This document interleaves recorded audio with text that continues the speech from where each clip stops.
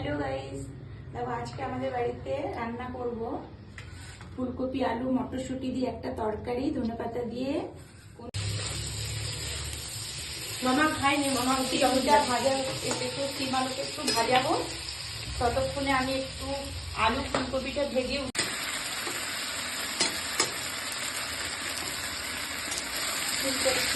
আমি হালকা ভাজা ভাজা হয়ে যাচ্ছে। উঠিয়ে নিই, এটা নতুন আলু উঠেছে, সেটা দিয়ে ফুলকপি আলুটা ভাজি।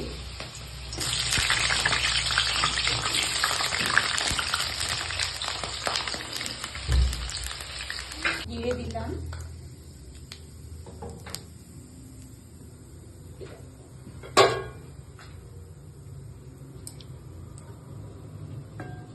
এবার দেব জিরে, আদা, শুকনো লঙ্কা আর হালকা একটু টমেটো পেস্ট করেছিলাম, ওটা দিয়ে এটাকে ভাজবো মশলাটা।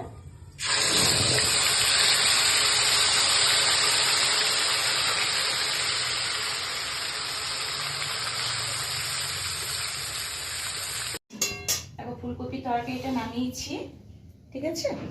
এবার এই পনেরো বড়াটা ভেজে নিলাম। দেখো এই যে ফুলকপি আলু তরকারি, এটা সিম চচ্চড়ি, আর এটা কুঁদরি ভাজা, ডাল।